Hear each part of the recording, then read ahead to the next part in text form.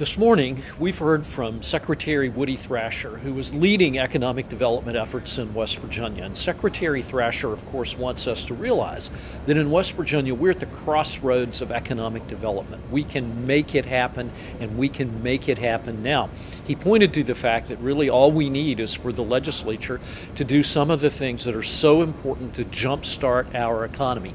He also pointed out we've made progress, and people around us are really impressed by the progress that we've made in West Virginia in the last few years. But we have so much more that we have to do. You know, I think things are going well, but I think we're at a very pivotal time in West Virginia.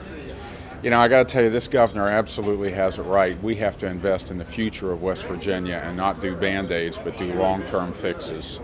So the governor has very clearly put forth an initiative to modify our property tax structure and to give money to tourism and to the development office.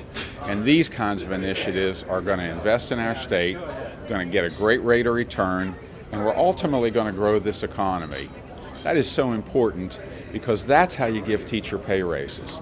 That's how you offset these higher expenses. If you don't have growth in the economy, you don't have any solution in sight.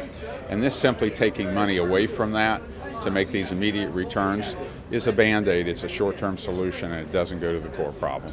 So we were so pleased to have with us today Dr. Zatar, who heads up the College of Engineering at Marshall University, and he's really making the case for the importance of business and education to work together, because business has needs, education can train people, can educate people to fill those needs, and so we want to make sure that we're in close communication and that we're working together to produce the kind of students who can do the kind of work that's out there, because we have terrific opportunities in West Virginia.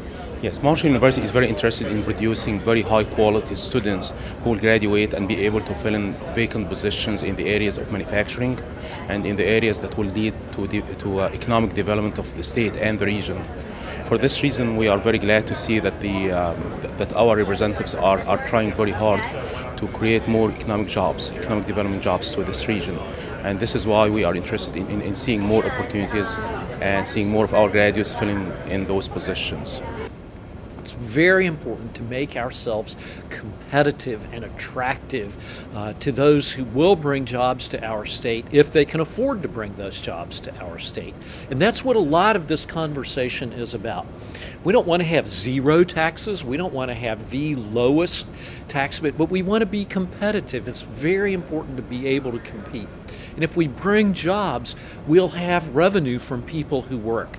That's really how an economy works, and that's what we are so convinced can happen in West Virginia.